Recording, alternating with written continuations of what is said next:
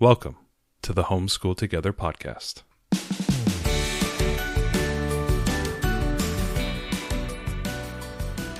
Where one working mom and a stay-at-home dad help you navigate the nuts and bolts of the growing and dynamic world of homeschooling. With a focus on early learners, like me. All the ins and outs of building and maintaining your homeschool life. Homeschool. Find out tips and tricks to make things like this easier. I'm reading. And ultimately, enjoy educating your kids. And what's that last thing? Have fun together. Did I do good, Daddy? Yeah, you did, sweetie. Good job. Hello and welcome back to Homeschool Together. Thank you so much for joining us. We are recording this in the past, but you are in the future. And so if you heard about the riot that went down at the Snohomish Library, it wasn't us. It wasn't us. The people loved it. They loved our talk. You're so silly. We hope people show up. But yes, this is actually right. You're right. This is going to come out after we've gone to the library. It was a great success. Don't let anyone on Facebook tell you otherwise. But today we're going to continue our AI talk, and we're going to discuss how to use AI and do a lot of planning and preparation. But before we do that, feel like you want to support the podcast. There are things down in the show notes to help you do that. If you find this podcast helps you and you want to keep the lights on, LED lights. They're not hot lights, but they can change colors. You're right. And one of the best ways that you can support the podcast that totally doesn't cost you anything. Obviously, any of our links to Amazon, we get affiliate income from. But the biggest one is if you are going to purchase curriculum from All About Reading or Right Start Math or a variety of other companies, go to homeschool-together.com and look through our secular resources. By you just purchasing it through that link, it doesn't cost you anything, but it definitely comes back and supports the podcast. So I think that's like the easiest, lowest hanging fruit. If you're going to buy curriculum, please consider supporting the show by buying it through our site. Absolutely. So Ariel, we're going to talk a little bit about using AI to help us as homeschoolers to prepare our homeschool and to do things and to plan and how to do all these things. And this is something you've been using it more and more here in the last year or so, doing this planning element. So the last couple of weeks we talked about AI in various different homeschool use cases, right? Fun things we could do with our kids, ways that we could enhance lessons and make things memorable and all that. So what we wanted to focus on today was how AI can be like your personal planning assistant, because I'm a big planner.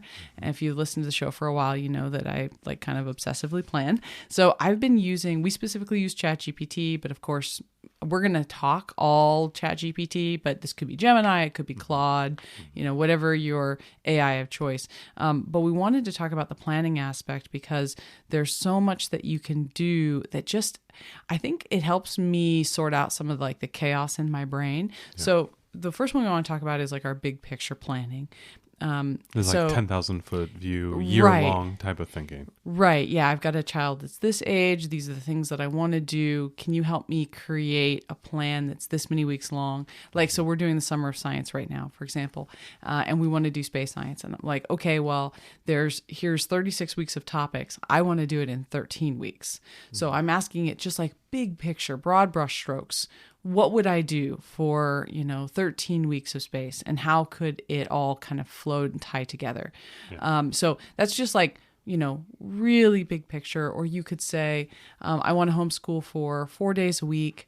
These are the subjects that I want to cover.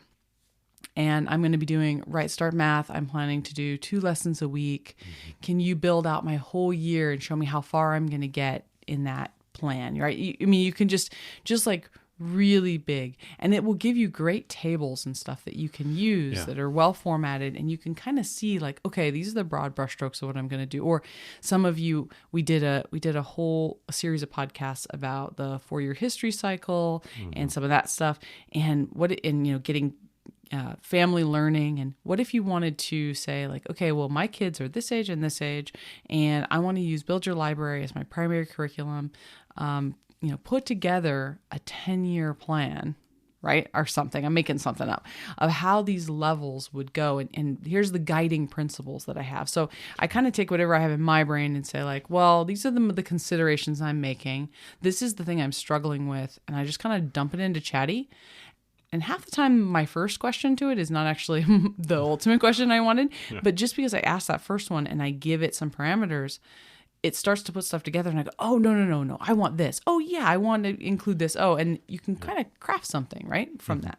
Well, one of the features that is included in with ChatGPT, and I believe Gemini has something very similar to it, is the deep research option. And normally now with the AIs, they have this kind of reasoning model that kind of lives on top of the LLM, and it allows it to think a little bit more deeply. A lot of times if you ask a broad question like what you had just posed, it will not go and compute that. It will then turn around and say, okay, the user is asking me to do this. I have these questions. And then it presents you questions to help clarify its thinking. I mean, it's doing that in a number of ways. It's trying to understand deeper what you're asking it to do.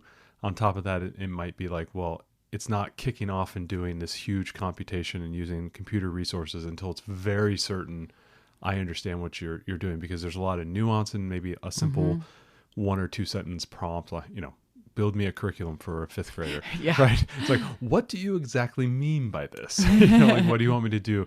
And a lot of times it will ask you clarifying questions, and then you go ahead and give that to that, and then it will go ahead and start working. And a lot of times it's very fun to watch, at least from a techie standpoint, is watching it think and how it's thinking through your questions and posing new questions to itself and taking that information and checking it against prior assumptions. It does this even in a deeper way under the deep research option. So if you are thinking about, building some a la carte thing or trying to DIY your own curriculum, using the deep research option, when you go off and kick off something that's large, it will go and work for about 10 to 15, 20 minutes. You go for a walk, come back, and it'll have an answer for you. Yeah. And it will be vast, and it's large, and it's hard to even comprehend what it just produced for you. And you'll have to experiment a little bit between the different models. We have ChatGPT Plus or whatever, Premium or whatever it's called. So we always have access to a few models. Yeah, we have access to the latest and greatest model. And that's really cool. But sometimes, like with ChatGPT, it spawns so many models. Sometimes you don't know where or which one to use. Some are better at certain tasks. Some are better at others. I know as of talking right now, they're going to drop GPT-5, which is going to become the new Omni model that they've been doing. They've been doing these little micro-iterative releases. Gemini's been doing something very similar, just kind of iterative releases, and then boom, a big release, right? So if we are thinking in terms of like more broad brushstrokes and thinking about big time questions about what we are doing with our homeschool, we want to be very clear to the AI on what we're looking for.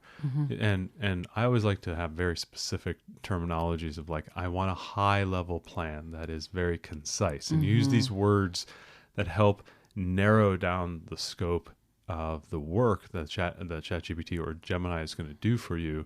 So you're giving it the right parameters, and it's going to return to you something that you want to consume. Because a lot of times if you're listening to this right now and you go, I want to try and see what ChatGPT or Gemini or one of the AI models can do for me in planning my coming year, right? Summer, and I'm going to think about this.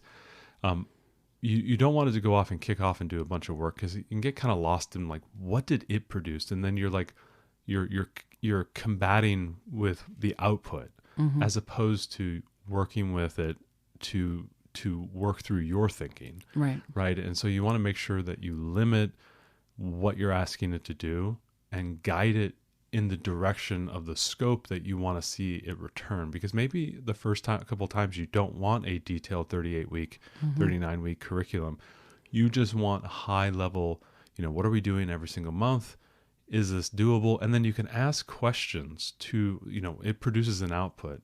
And then you can start saying, is what we just worked on and produced, do you feel this is doable for I only have 15 hours a week, and it will maybe give you an answer and say, this would be challenging. Well, what are ways we can improve this?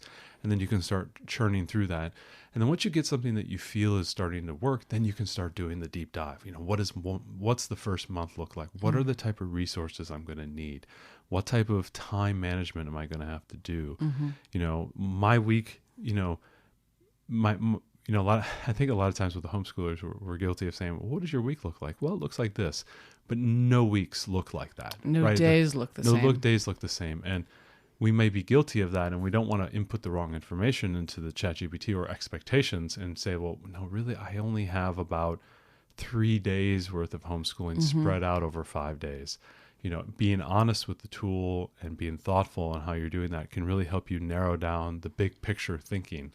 If you're using it, especially like the example you gave, where you're thinking multiple years out, you don't want it to go out and start making huge decisions. Right. And you can even give it parameters. You say, I want something more concrete over the next 1 to 2 years, a little bit more farsighted.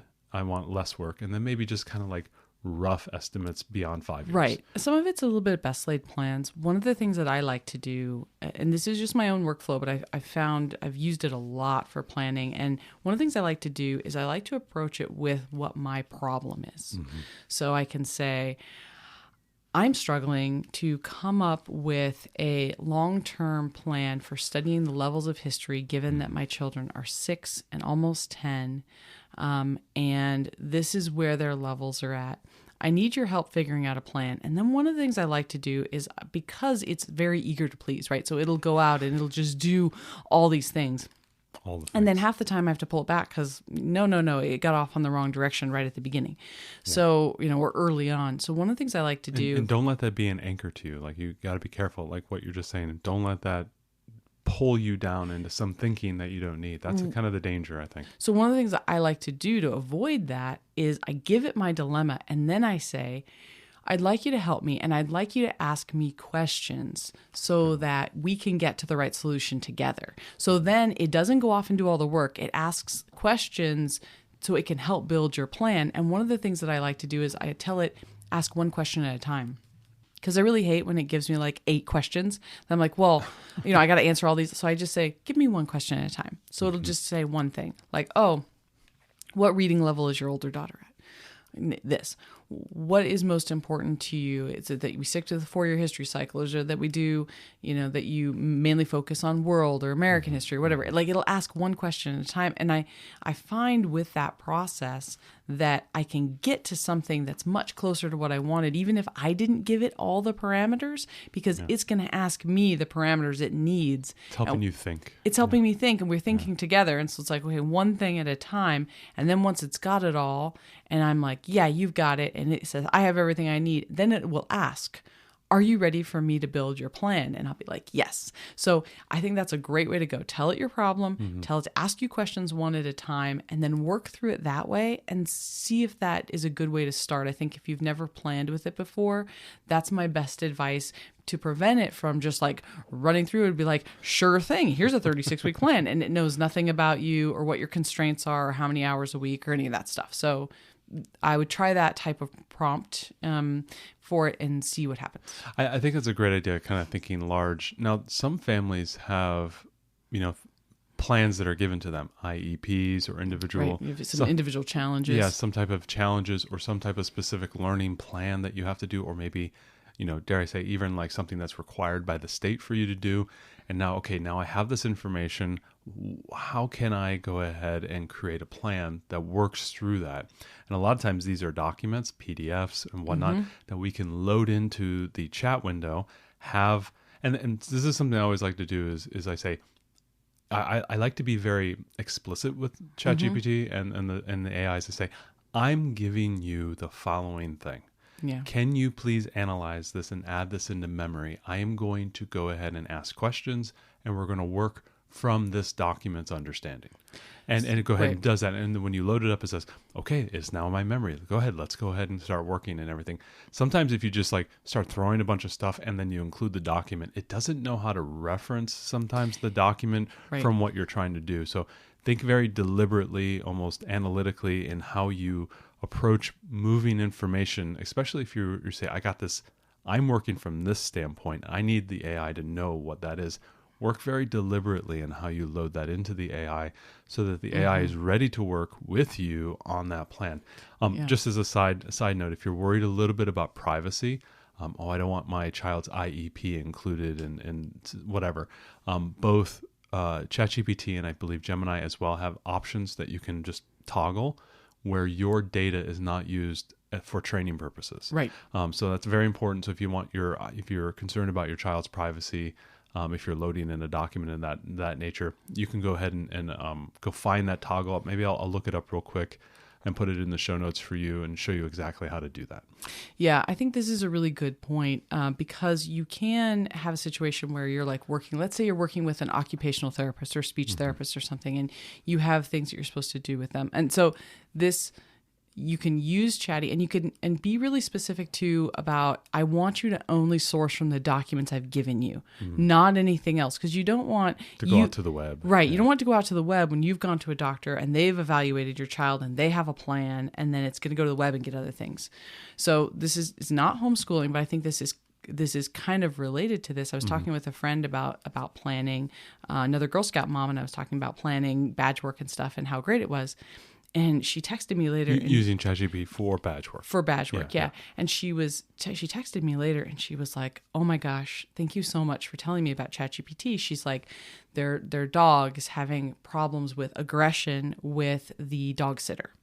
And so they went to a trainer and talked about what they could do to help the dog with this thing. So the trainer sent them all kinds of documents and things that they could do with their dog.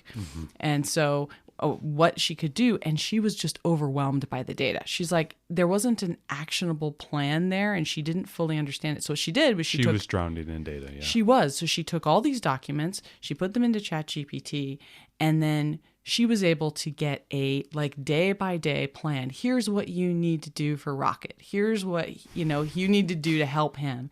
And so it was like, oh gosh, it synthesized all of this stuff that was difficult to understand and felt like it was chaotic, and it put it into a plan she could actually implement. So if you think about that in terms of something that you've gotten from your last school district, let's say that you had a school district, you had a plan, and then you've decided to pull out and homeschool, or you want to continue, maybe you are a full-time public schooler, but you want to continue over the summer and you want to continue to support your child's IEP.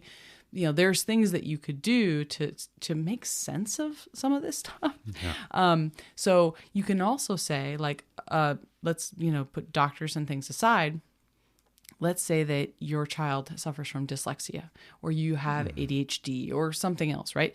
You can say, hey, I want to create a 36-week plan, blah, blah, blah. And my child has ADHD. So I was making this space science plan for the summer, right? And I said, I want 13 weeks and I want to make sure that every week we have lots of hands-on activities because my 6-year-old needs to be very physical with things, right? She's not going to sit and read books for hours and hours.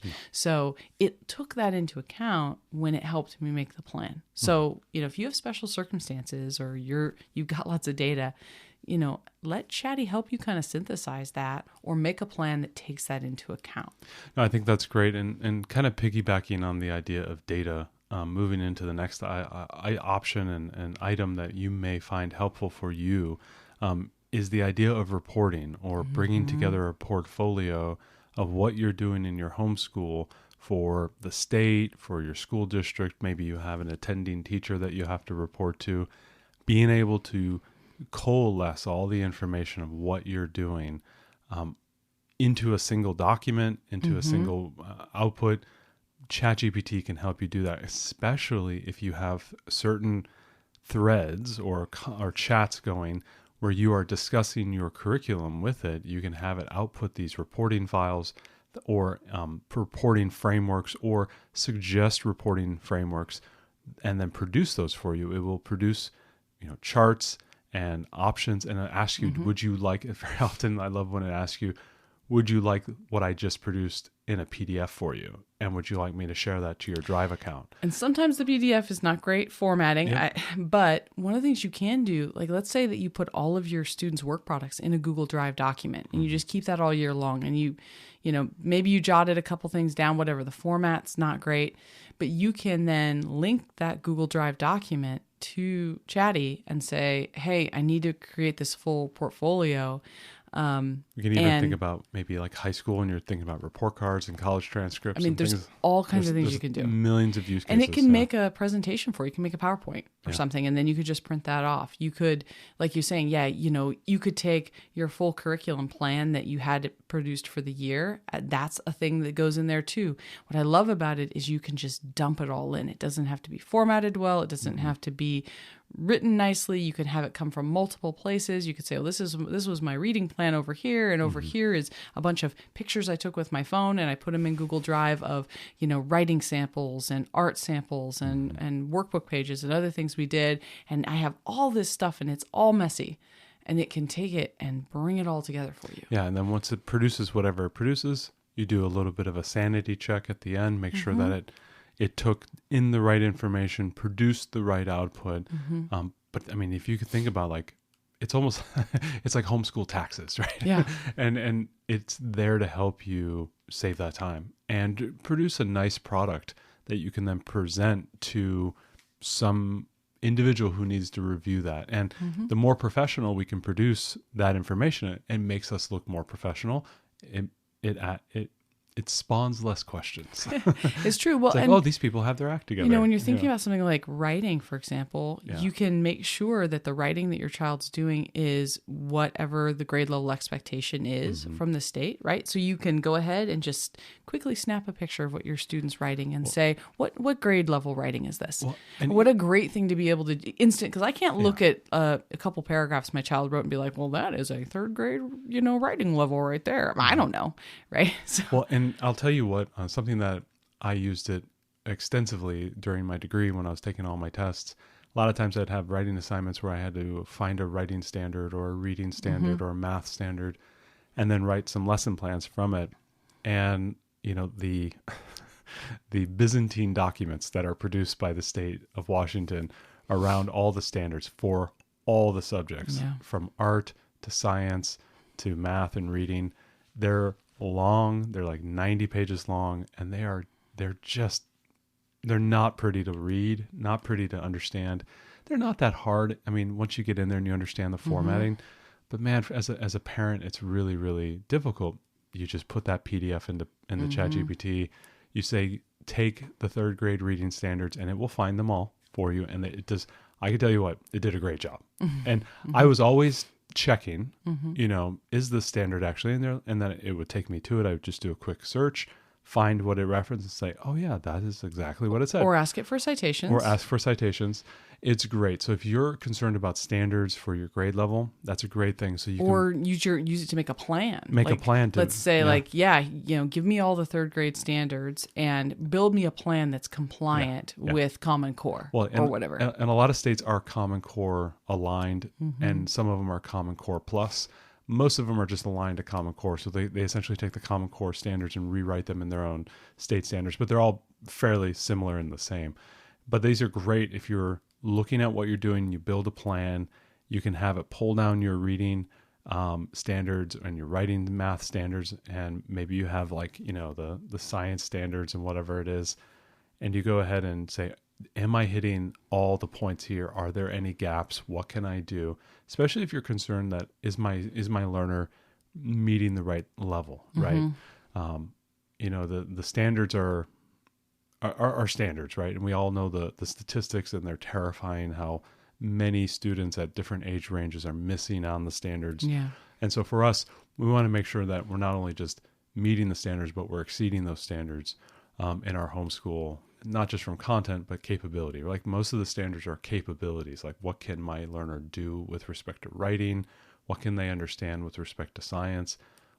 Math is a little bit more explicit because it's like, can you do this? And it's a little bit more straightforward, but a lot of us want to know those pieces of information. And so if you can pull those in, put them into your plan, put them as part of your reporting. You can, have it collate, like, here's all the work we've done. It will say, okay, that piece of work satisfies this standard, but also this writing standard. And because it pertains to history, it also pertains to the history standard.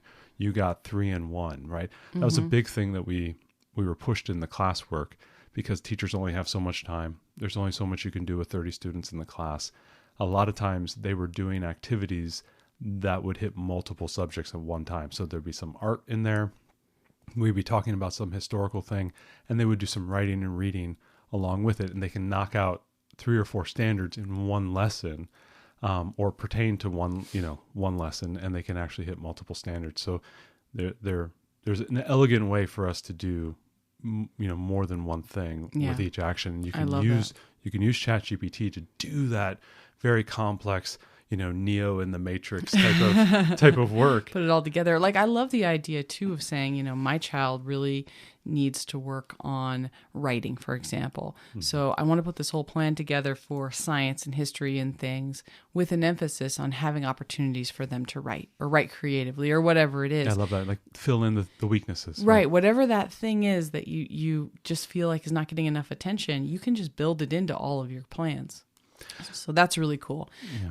So talking about planning, you can get Chatty to help you with daily and weekly schedules, right? This is becoming really difficult for us because we've just got a lot of things coming up. We're kind of working down from, like, high down to low. Well, yeah, now that the summer's coming. Yeah, now we're going, well, I mean, just in the standpoint of the podcast, we're just kind of like narrowing down from, like, like, how do I report? Now it's like, okay, now I have all this work I've done. Now let's start talking about my weekly right. things, Like your weekly or your daily schedules. You could say, this is, I've got how many kids, and these are the activities that we have, and I want to create a rhythm that works for us. This is when we school best. And I love to give it dilemmas, it's like, something's stressing me out. It actually really helps me to work through things that make me anxious by just putting it in there and saying, like, this is all the stuff that's on my mind. I don't know how I'm going to have time to homeschool. And it's like, well, okay, let's break it down. And it can help you say, well, here's blocks of time that you could use. Or it's a very formal best friend.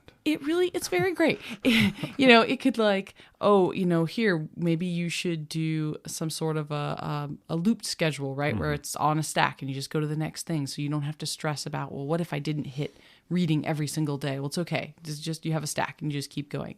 Or here's some opportunities for other times. Or here's a way you could combine lessons so that you could get 2 in 1, like you're talking about. So if you want help with your daily schedules or your weekly rhythms or whatever it is, you could say, gosh, this year I didn't have enough time for science, or I want to make time for a half-day field trip every other week. I didn't have time for that last time. Here's my full schedule. What can you do with this? And you could even... And also suggest those trips, and recommend, hey, I live in this area. I want trips within 30 or 40 miles of this location. It can do a great job finding field trips. You're right. And I love too, like, let's say it's the schedule. I just went ahead and took a screenshot of my schedule from Google Calendar. And I just pasted the picture in and was like, help, I don't know when I could do things. And it was like, oh, okay, here you go. We have an Excel block schedule for next fall for our parent partnership with all our kids' classes and stuff. And I'm like, when are we going to, do all this stuff? I was like, okay, you know what? I'm just going to dump this in. Sports practice, I'm just going to dump this in. Yeah, right. Here, Chatty. What can help me with this? So you don't have to formalize it. Have you heard of weekend homeschooling? Right. I mean, even taking a picture is enough, is I think what the thing to take away. You don't have to, like, type in a huge long thing. You can even just turn on the voice and just talk to it and tell it, like, this is my dilemma. Yeah, I love this idea of getting into your schedule and your weekly activities, but even going even more granular, you can actually use it for your home management, like chores and meals and appointments. So once you finally get that plan solidified, you can say, okay, great, Chat. Thanks for helping with me with this. Now I also need to do all these other little things. Where can I fit these in? And actually start asking it for a little bit more help. And something that I've noticed, I don't know about you, I've used it for scheduling stuff. It loves to put together timeline schedules on a day. It's really it's good. like, what? Hey, would you like to do 5 minutes or 15-minute increments? I'm like, man, I don't even know what time I'm waking up in the morning, let alone, all that stuff. But it does a really good job at putting together itineraries. It loves doing that. And I think that's because it's very, like, analytical and it's very thoughtful. It's very, it's a machine and it wants to do things and it loves doing these timelines. And so very often it like produces them without me asking for them. I'm like, hey man, that's too rigid for me. I need a little bit more loosey goosey. But, if you're thinking about like, how do you manage all the things you need to do, especially if you have a very busy schedule, and maybe you do need to be, regimented about your time because you do have so much you're carrying on your shoulders, it can help you build those kind of daily and minute to minute schedules if you need them. Yeah, it can do a really good job. One of the things that I did with it, I said I just didn't feel like I had enough hours in the day. It was just too many things that I was doing. And it said, okay, well, let's... It never tells you to do less. No, but it was like, well, let's list everything that you're doing. And so I listed it all and I told it what my kids were doing. And it gave me some really good ideas. It was like, oh, your older daughter is probably old enough to do her own laundry. And I was like, you know what? Gosh darn right, Chatty, she is old enough. And I spent one session teaching her how to... She's in the corner ready to pull the AI plug. It's gone too smart, Mom. Yeah, I spent one session teaching her how to use the washing machine. And now she washes her and dries her own clothes. And it's like one less thing I don't have to worry about. It's like, wow. I didn't do that when I was 9, but my 9-year-old is doing it. It's great. Maybe that's why on those farms they had like 8 or 9 kids and everyone's doing the work. Maybe the moms and dads back then were just sitting on the chairs and just relaxing. Yeah, I don't know. Yeah, right. I've read some about Little House on the Prairie. It was an easy slide for dad. Oh, and yeah, mom, Pop. right. They had it made. Yeah, right. So that can be really great. It can help you take the things that you already have to do and find ways to outsource or delegate or, maybe make charts for you. Sometimes I find that there's time that's just wasted when I could get something done and then have free time later. Like, you procrastinate your earlier time and then later it's stressful because you have to do that thing and you're still kind of procrastinating. It's like if I would have just done it at the beginning of the day, then the rest of the day, whenever I did have free time, I wouldn't have this thing on my shoulders. And so, absolutely, it's helpful with that. And I think it can also be really helpful with things like meal planning. I did a custom GPT where I put in all the meals that our kids like the most. I actually made a Google Drive doc and I was like, here's all the stuff that we like to eat. And I said, make a plan for me. I was even able to tell it like, well, I have ground beef in there and this and this and this. What can I make? And it was like, well, based on your meals, you could make meatballs, And I was like, oh, hey, that's a good idea. Or, gosh, we want something new. We like this type of food, because it's in my list. And it was able to help me with meal planning. And then it'll produce a grocery list for you. So even just really simple stuff, it can help with. If you're planning a trip, I have planned many trips with Chatty, just saying, this is where we're going to go and we're going to be gone for a couple of days. What kind of things can we do there? It's just, those are hours and hours saved where I'm not having to kind of fumble around and basically do it 100% on my own. It's kind of funny when you do those type of things, you do realize not only just are you saving time, but it does it so fast. You feel like you're forgetting something. You feel like you're missing something. It's like, that was really quick. This should have taken longer. I feel like I want to do some more Google searching, because it's like... Right. I didn't have to work hard enough for this. I didn't have to work hard enough for this one. Well, and that's kind of the glory about, an AI. We've talked about how we've gone larger and then we've gotten narrower and help you with your day-to-day and all your, what homeschool you're working. But the biggest lever that's needed is your emotional support. And that's kind of, I think, an underestimated thing that AI can help you with. Yeah. And it's one of the products that people are going to be doing, especially with the voice is so good. Give me a lever large enough and I can lift the world. But it's not enough to lift the emotional burden that we have to carry on a day-to-day version when we are dealing with a lot of this stuff.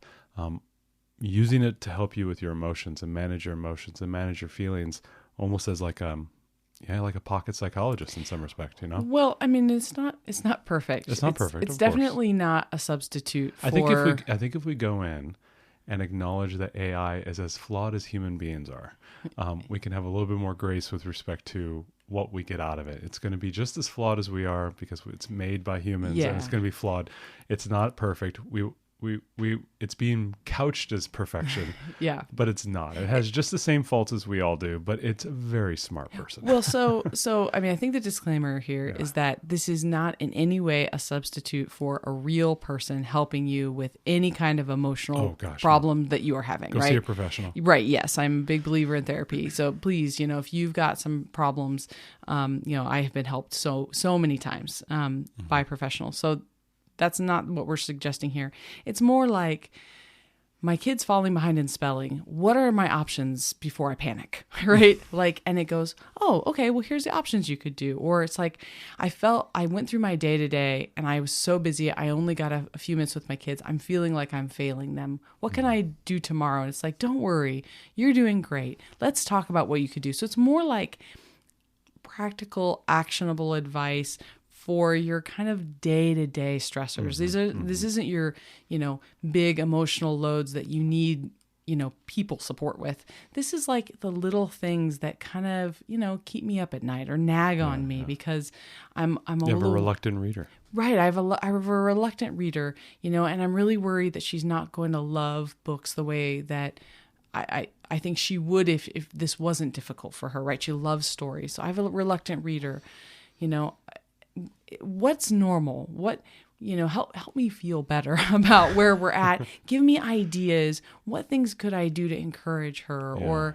How can I talk positively to my daughter? Right. My daughter recently, our older daughter was exhibiting some signs of early anxiety. Mm-hmm. And one of the things that I did is I went into chatting and I said, hey, my 9-year-old is having some of these feelings. What's some great positive talk that I can use with her?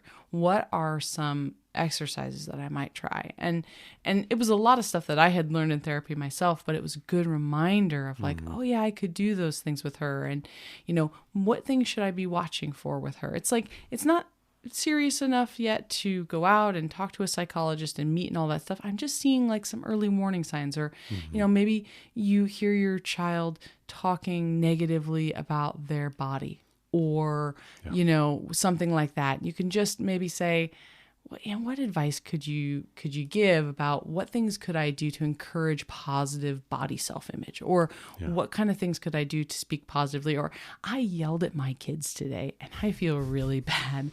What things can I try to do the next time I am so irritated I want to scream, right? Like it's the little stuff. And I know that sounds kind of trivial, but it's been really helpful for me. Yeah. I know maybe this is more for the moms and the dads. I don't know, because I tend to worry about like every tiny little thing, that I would never waste the time of a therapist on every tiny little micro thing that I'm worried about, because I'm obsessing about all these pieces. But Chatty's always there. I can tell it my micro thing that I would never waste anyone's time with, right? I think there's always a concern, especially when we think about the educational element of like homeschooling our children. When we kind of think about like a teacher, they'll have 30 students. They see all different types of kids. Yeah. They do it for 5 or 6 years. They're racking up potentially thousands of children. They've learned, they've seen learning. They've got a lot of experience in handling those things. Maybe they go for secondary certificates on like, an English, a reading specialist or a math specialist, whatever that might be. They have a lot of experience. And so it doesn't faze them, right? They've had a lot of different types of students. They've seen a lot. It's like being an engineer where you see a really good engineer, 20, 25 years of experience, some technical problem comes in, they kind of just look at it and it's like voodoo. They go, oh, it's probably that. It's because they've seen a flavor. So much experience. And same thing with doctors. Like you see you come in and they're going through the Plinko problem solving thing. It's like, well, what are your symptoms? Oh, you have this and that. Well, I'm going to rule out all of those cases and all of these things. What's your next symptom? Oh, it's that. Well, now I get to remove all those symptoms. And I know kind of you're in this area of what's wrong with you. That's not true about everything, but that's kind of the flow chart of how they're thinking.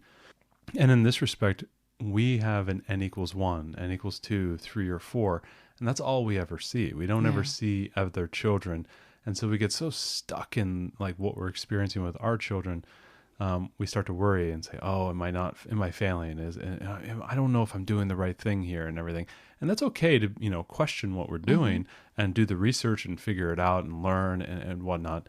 But a lot of times, like, there are a lot of professionals out there who see a lot of different cases, and they're more comfortable about it. And maybe they don't have the anxiety or worry that we may have, because we not only have a smaller sample size, but it's the most important sample size. It's our children, right?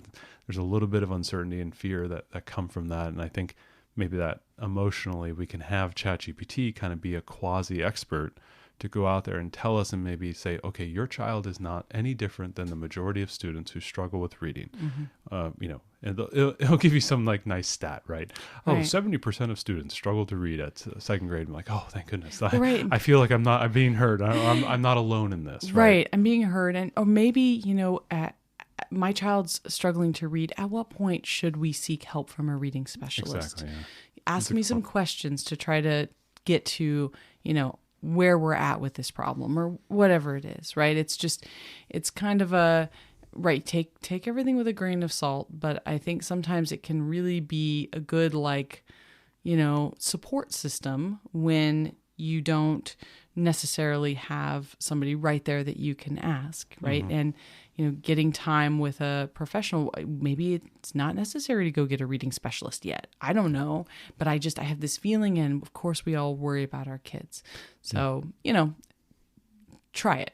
For your next micro worry, try it. Yeah, and going with that worry, a lot of the times we can solve a lot of our worries and a lot of the nuance of our homeschool by creating kind of repeatable things, repeatable systems. That we trust. And this could be workflows.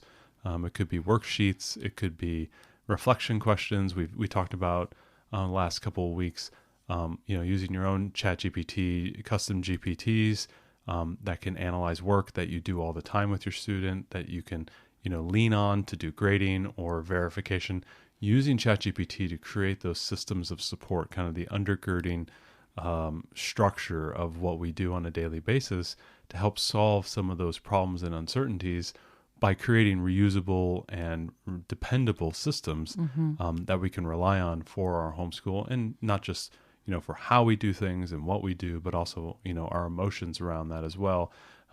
Creating, check-ins or creating reporting cards, whatever it might be that we need, graphic organizers for our students when they are analyzing texts.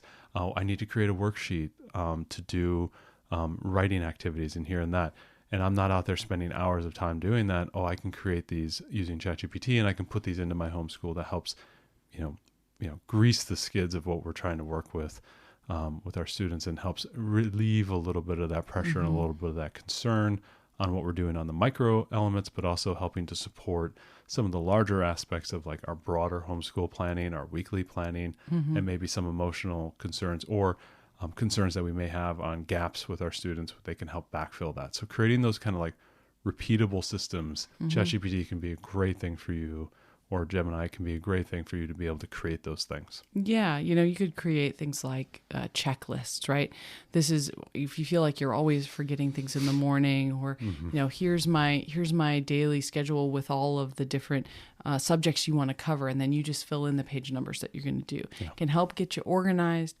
So these are all some planning ideas that you're still the architect of the planning, but it can really help you if you think of it like an assistant, a very eager assistant who doesn't always get everything right. Very smart assistant. But very smart. Should be paid more. I think. If it had a heartbeat. I think if you look at it like an assistant and you try to offload some work, you'll definitely find the places where it's a bridge too far for it. Yeah, right. But there's a lot of places where it can definitely help to take chaotic thoughts or nebulous plans and give you some structure, even if it just gives you a starting place. And then, I always tweak it, right? I never go with exactly what it says, but it's a great place to start and go like, oh, okay. We had it put together, the plan for our daughter's birthday party that is happening tomorrow. And I was like, okay, we have these kids for 2 hours. These are the basic things that we want to do. Can you put together a plan and ask me questions? And it was like, okay, how many kids are coming? Is it going to be indoor or outdoor? How many adults will be there? Are adults going to participate with the party, or are they really going to stand off by themselves and mingle? Like, can I count on adult participation? And I'm like, okay, do you want crafts? Do you want games? Do you want the games to be cooperative? Do you want them to be games where somebody can win? all that kind of stuff. And then it asked me what materials we had. Okay, well, we have kid paper plates, but we don't have adult paper plates, and just all this stuff, right? Then it put together a full agenda for the party. It was like, okay, great. They're going to arrive and they're going to play for a bit, and then we're going to do a game, and then it's going to be time for lunch, and then we're going to do a craft, and then it'll be a game, and then it's cupcakes and presents. It's like, okay. It came up with this whole framework. And one of those games is tug of war, guys. Mr. Matt's battle rope got pulled out. Yeah, I think it's going to be fun. Tug of war with 6-year-olds. Yeah, I think it'll be fun. But I think it just helped put a framework together. And then we looked at it together last night and went, oh, okay. Oh, no, we don't want to do it this way. Oh, no, we want to get this here. And we made a full shopping list for us so that you went to the store today and you had everything on the list. And so it just, not that I can't run a 2-hour birthday party, but it's 2 hours. I got to keep these kids busy. What am I going to do? It came up with fun games that were matched the theme of our party. You were 3D printing flexies all day. Right. I had 3D printed little things for a craft that we're going to do. So just kind of a fun way to put some structure around something that may be stressful or you may not exactly have a great handle on yet. It's a great starting point. So I encourage you, pick 1 or 2 of these things we've talked about. Try something with it. Tell us on the Facebook group what you did and what it was able to make or not do for you. We can't wait to hear about your adventures with AI. Thanks so much for joining us today and making us a part of your homeschool journey. Please engage with us on social media. Join our Homeschool Together podcast group on Facebook and find us at Homeschool Together Podcast on Instagram. We'd love to hear your feedback, questions, and recommendations. Until next time. Happy homeschooling!